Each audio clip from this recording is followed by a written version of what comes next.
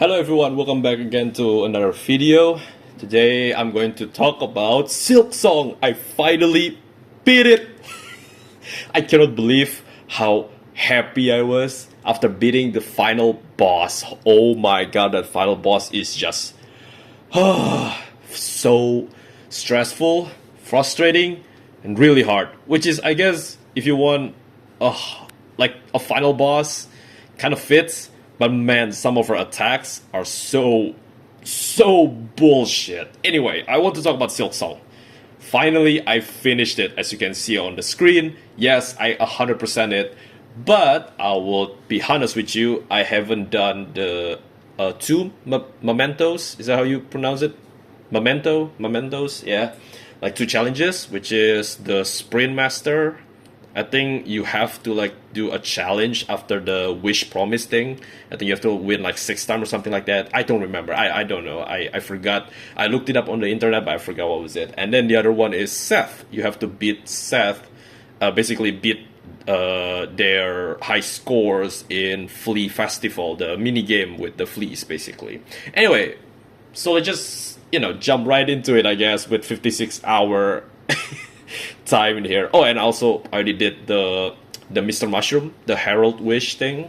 So I did every single Path of Pain. And by the way, let's just jump right in, right? This game truly is, I would say, better than the prequel, better than Hollow Knight. Then again, maybe it's because it is fast-paced and also very more action, more enemies.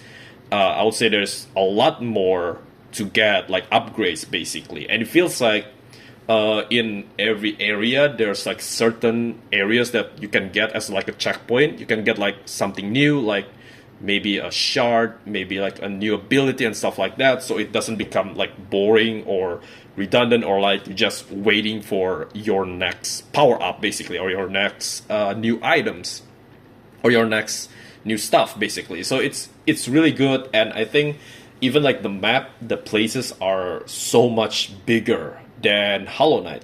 Like the first game have like, I think, yeah, smaller, I would say smaller size than Silksong, which is, amazing. And yeah, like thank God, like finally, like everyone has been waiting for Silksong, right? And honestly, when this game is finally released with Steam, even Steam getting completely, like Steam crashed, like I think I couldn't even purchase the game. I have to wait like a couple hours, like 3 hours or something like that, to buy the game, because I think just server just crashed or something like that. It was wild, actually. It was very, very wild.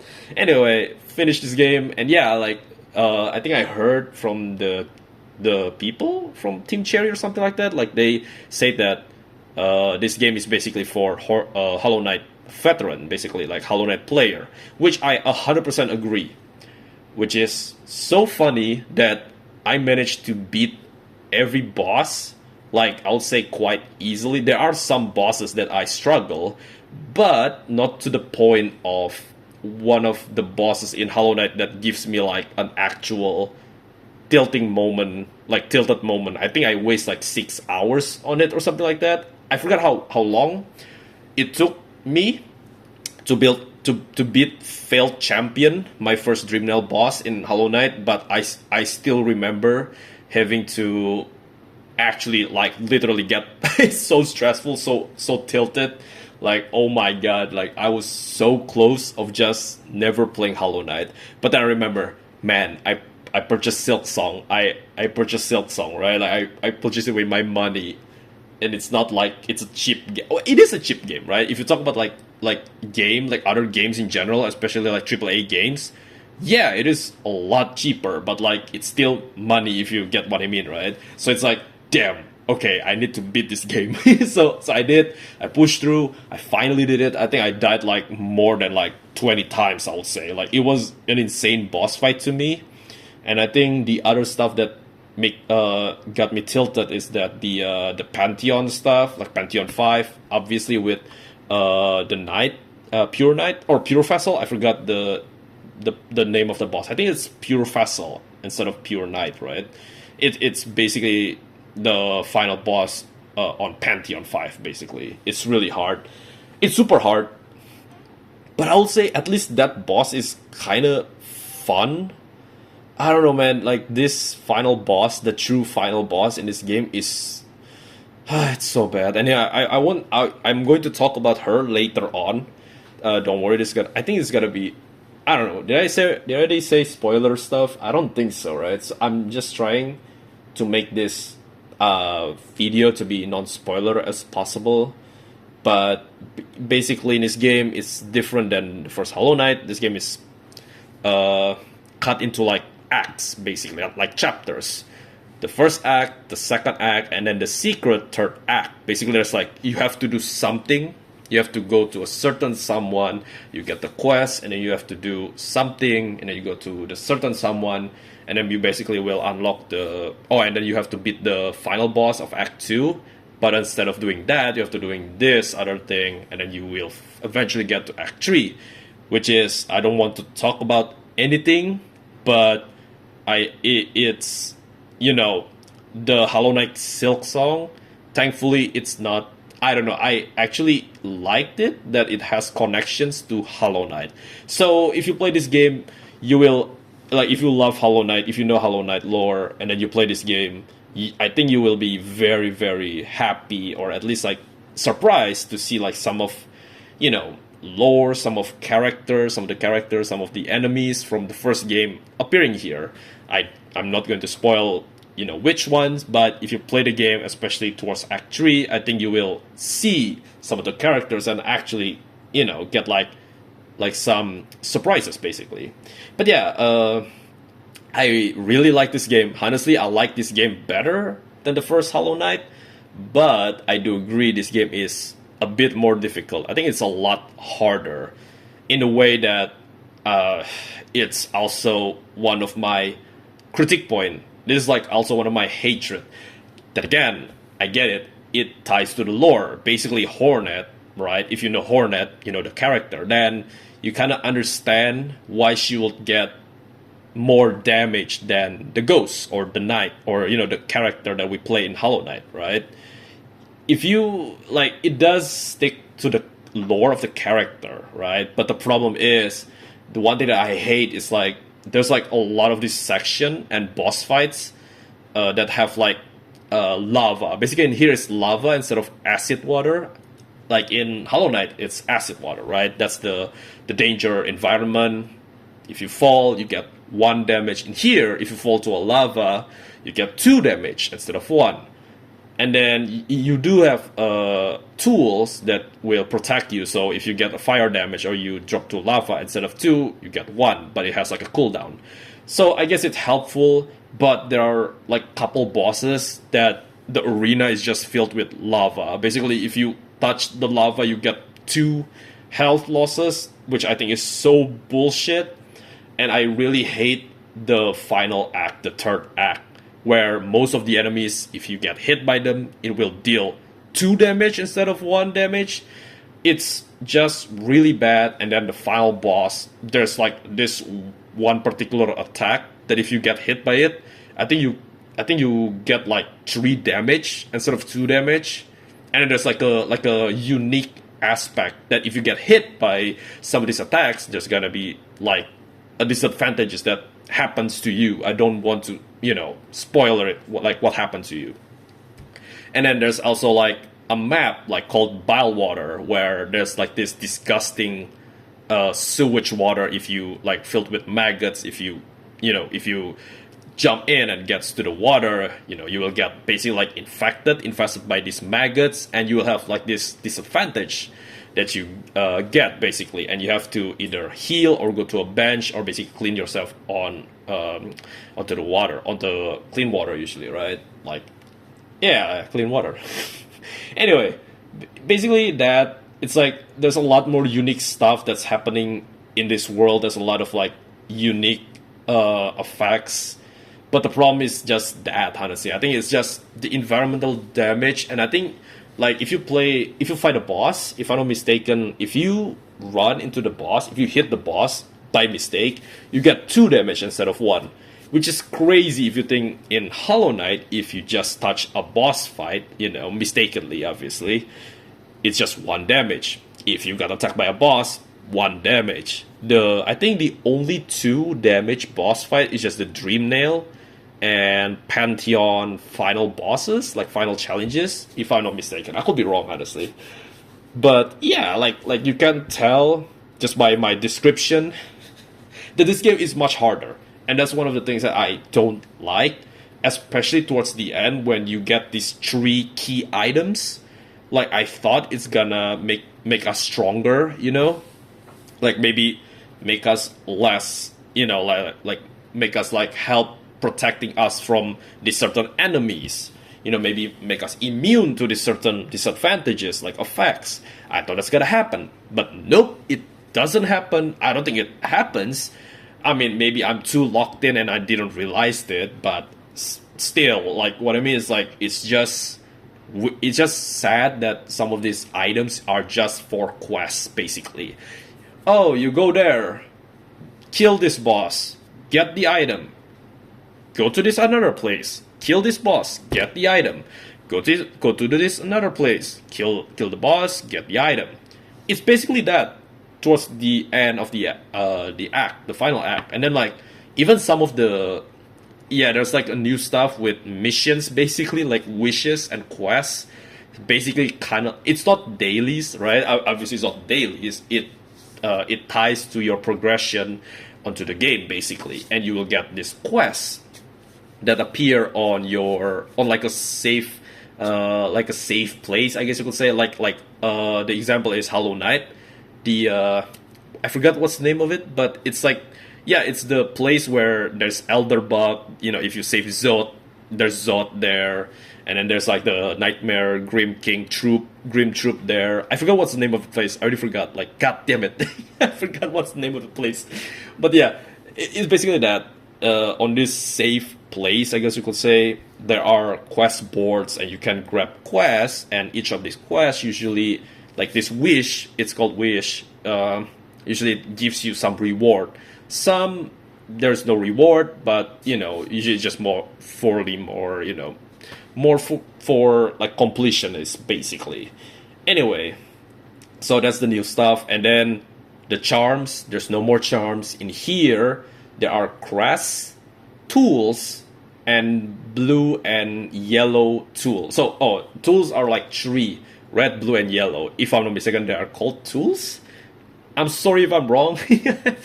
Like, at the last of the game, I just don't really care, and just, like, you know, like, just press every single tool that I want and move on, basically. But, so, Hornet have crests. So what is this? What are these crests? So crest, it's like a different stance, basically, or style of attack. You got your typical one. This typical one have a weird pogo. The pogo is 45 degrees. And then you got the Wanderer. The Wanderer crest is shorter, like your attack reach is shorter, your attack range. But you can pogo downward. Basically, Hollow Knight style, you know, the Ghost style, right? And then you have Beast, Reaper, Architect, and so on. There's a lot. There's a lot in this game. I think it's like there's 6 of them or something like that. Is it 6 or 7? I don't remember. Or is it 8? I don't remember. But yeah, there's a lot of the crests here, and each of them have their own unique playstyle. I love Wanderer the most. I mean, come on, I cannot get away from the goat himself. I just, especially like the Path of Pain that I previously mentioned. I cannot get through this platforming stuff with the other crests, man. Like, then again, Wanderer crest is the easiest because you've played Hollow Knight. All you have to do is just, it's your memory. It's already etched to your brain that, it's just like Hollow Knight, right? Play it like Hollow Knight. And basically, you've done platforming in Hollow Knight. All you have to do is just equip the crest, and you now do just like in Hollow Knight, especially for all of the different platforming. And yes, there are so many platforming here, platforming challenges that, you know what, I kind of like it better here than in Hollow Knight, where, like in Hollow Knight, I think like the most difficult platforming challenges is in the White Palace, right? The normal one, the one that you have to go through to get King Soul, or was it Void Soul or something like that? from the top of the game, right? From the top of the ending, the Pale King's palace, I think, or room. I forgot what was it, but it was something like that. Or you can also get to the Path of Pain, which, you know, there are some secret cutscene, I guess you could say there. Yeah, I saw it. I'm not going to try Path of Pain. Like, even after playing this game, I feel like the platforming here is much better than in Hollow Knight. And honestly, yeah, I'm not gonna touch Path of Pain. But what I'm trying to say is that in this game, even though the platforming feels much better, there's a lot more. You could say there are like 10 not mini, but medium length, varied length Path of Pain. There's like the small one, there's a short section one, there's a really long section where you have to be extra careful, because if you fail, if you get hit by the spikes, you know what happened, right? You get hit by the spikes, you wake up again on your last like checkpoint. Not bench, checkpoint. Oh yeah, and bench are back again, obviously, but on the checkpoint.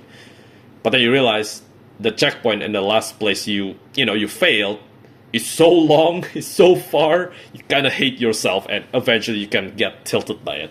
But yeah, that's what it is. And then in this game, there's a lot more arena gauntlet, arenas and stuff like that, where there are tons of these enemies coming around and trying to kill you. But, you know, it's not like a mini boss or something like that. So, I don't know how to feel about these. Oh, and I forgot to talk about the tools. Anyway, let's just finish the arena first. Anyway, yeah, the arena, I don't know how to feel about this. There are some arenas that I hate, and I can see why if you failed, you would be so angry and so tilted that, man, like thankfully I didn't fail at some of these arenas, especially like the ones at this Act 3 boss that you have to do. There's like this arena that's so long. There's like multiple arenas basically, and there's even like one that is really hard on the very beginning of the game as well, on Hunter's March basically. And yeah, there's like tons of like arenas that happen before a boss fight. I'm not going to spoil, you know, which bosses that have like arena before their fight, but you know, there are some of them that have that has that. So I can see how if you lose to the boss fight, you have to do the arena again. It can be a bit tedious. It can be a bit tilting as well. Anyway, let's talk about the tools. So the red tools are basically like weapons. You can use items here that will help you to deal damage to enemies. For example, there are offensive tools like throwing boomerang. There's like even traps that you can do. There are even stuff from the first game, from Hollow Knight. I'm not going to talk like which one, but if you play the game, if you see some people playing the game, you know which one I'm talking about. And basically there are traps as well. You can use traps, you can use harpoons, drill, and stuff like that. It's a really cool addition. I really like the addition for these tools. And the blue tools usually help in combat, and I think even like survivability as well. There are tons of blue tools that are really helpful. That are really helpful in certain areas of the game, and that you have to find it. But of course, it's secret. It's in this secret place. To get it is pretty hard as well. But yeah, there are some blue tools that are quite meh, like useless. But yeah, and then the yellow tool is like the for the game. Like for the experience of the game, I guess you could say, like the gameplay experience.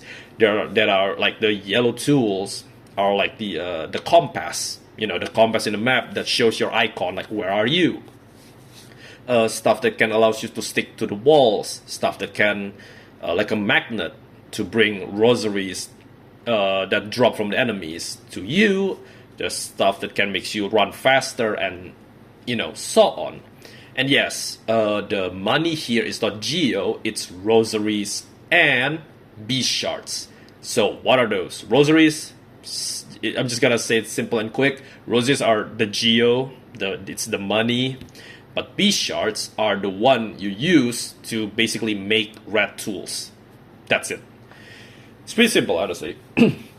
So yeah, let's talk about the bosses, right? The bosses, some of them, just like in Hollow Knight, are tilting. Some of them are really fun, some of them are challenging, but some of them are just pure bullshit. I think it doesn't help the fact that the arena and also like especially some of these boss fights that happens on lava, it's just so excruciatingly painful that I can see if you expect, oh, maybe like the boss fight are just going to be similar to the first game, or maybe you're new to the series and then maybe you just, oh, I'm just going to try Silksong instead of the first game, like just prepare yourself. I can actually see how some people that, like once they realize some of the damages, some of the bosses fight, and you realize, holy shit, this is like really hard, really tilting. I can see some of these people could just quit the game and never play the game again, which is, it's a shame. But at the same time, it is a hard game. It is a really hard game, and some of these bosses are really, really hard, especially the ones in Act 3. And some in Act 1 and Act 2, some of them are really hard. But I wouldn't say like it's really hard until it is impossible. I mean, look at this. Look at the screen, right? I finished the game. Like I finished the game, right? So it's not unfinishable, it's not impossible. So yeah, it's balanced, I guess, but there are definitely some bullshit happen to the bosses. Even let's talk about like the final boss in Act 2. She is, I'll say, for me, I guess. I know some people are struggling with her, but for me, after I beat... Oh, one thing that I like from the game is that there's like this like main bosses that you can tell that this is like the story progression boss that helps you understand and train you to beat the Act 2 final boss. It's really cool. It's actually, hence the reason why I managed to beat her on like second try, I think. I think I only died once because of my stupid mistake. And honestly, I would say the final boss is easy. And honestly, I can also understand how people were like, maybe back in the day when this game released or came out, those who don't know about Act 3, they could be like disappointed, like, what? Like, that's the final boss? Like, seriously? I think it's easier than Hollow Knight. I don't know. Actually, I feel like it's kind of like Hollow Knight from the first game. Like, it's basically kind of like that. Like, if you have an easy time defeating Hollow Knight, I think you have like an easy time defeating this final boss in the Act 2. But then obviously they found out there's Act 3, and in Act 3, some of the bosses are really, really fucking hard. So yeah, there you go. But yeah, my main criticism is just some of the boss fights are pretty bullshit, I'll say. Like, actually pretty tilting and actually very infuriating to fight again. And I can say that if you don't have the patience, or you're just so tired, right? You don't want to get stressful or something like that, I can see how people quit this game, you know what I mean? But yeah, at the end of the day, it's a really fun game. Have I anything? I don't think I missed anything. The ending, I feel it's pretty good. I like the ending. I like the main threat in this game. It is different, but it is the same technically if you think about it. Kind of like infection stuff, like in the first game. But yeah, I really enjoy the stories, like some of the Easter eggs, the secrets, even like some of the optional quests and stuff. There's stuff like, there are actually pretty, like, real life insect stuff. Insect, not incest. Insect stuff, okay? But I don't want to spoil it. So, yeah, I don't think I have anything else to say. Like, I really enjoy this game. But still, I think I give Hollow Knight an 8, right? If I'm not mistaken. I think I give, like, Hollow Knight an 8 or something. But yeah, I really enjoyed this game. But to be honest with you, if you ask me to play this game again and do Act 3, and I have to beat the final boss of Act 3 again, I think I'm just gonna say no. No, thank you. Like, I'm not gonna play this game again. Maybe I'll play this game again if they eventually end up releasing, like, the DLC. like in Hollow Knight, there's like the Grim Troop, right? That is DLC, right? I don't know about God Home. Is God Home DLC or no? I don't know. But yeah, since I'm a late player of Hollow Knight, like I played Hollow Knight this year, by the way, like yeah, like last month, right, or last couple of months. But yeah, anyway, that is my opinion on Silksong, non-spoiler. Maybe I'll make like a discussion later on. Maybe I will talk about like the bosses and some of the most like bullshit and most infuriating boss fights ever. Maybe I will make a video about that, but who knows? Yeah, I think I don't know, man. I like this game better, but I will say, you know, there are some stuff that's like a bit tedious, a bit boring fight. There are some stuff that's like, why you do this? You should have done this. Like, why do you change this? I get it. The lore is supposed to be like this, but like who cares? Like, why? Like, I don't understand. Like, you don't really have to follow the lore 100% technically, you know. Like, I want to give this actually like a 9. But I don't know, man. It feels like it's too high. But I also don't want to give this like an 8.5. But who knows? So, I don't know, actually. Oh yeah, and also the grubs in the first game. In here, it's fleas, basically. They're like this fluffy, flying creature. Kind of like dogs, if I'm not mistaken. Yeah, it's kind of like dogs. Oh, and there's also like tons of like mini games in this game as well. So yeah, I don't know actually. I'm struggling because honestly, as much as I love this game, I can also see the criticism. I can see how people hate this game too. I even have tons of moments I was so angry and infuriating, like I actually get tilted, like it's tilting. But I did it, so I don't know. Honestly, man, I think I will give this game a 9 out of 10. Yeah, I think I'm just gonna stick with my rating, which is 9 out of 10, and Hollow Knight an 8 out of 10. Because honestly, I liked this game better. I felt more enjoyable. Like, I enjoyed this game better. But at the same time, I can, you know, like, there are still some moments that tilted me. There are some questionable, like, changes, questionable nerfs. Like, I don't get why they decided to nerf, like, 2 boss that are pretty... I wouldn't call them easy, but they're, like, not infuriating, or they're not, like, frustratingly, like, terrible. Like, they're actually just okay, you know? It's, like, it's a challenge, right? But yeah, instead of, like, nerfing the final boss of Act 3, but whatever.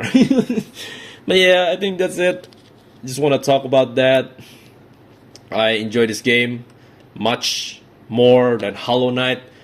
But again, just like Hollow Knight, I don't think I ever going to play this game again. Maybe I will if the DLC ever come out or get released. But yeah, I never gonna play this game again. Anyway, thank you guys for watching, and I'll see you guys on the next video when I upload it. Goodbye!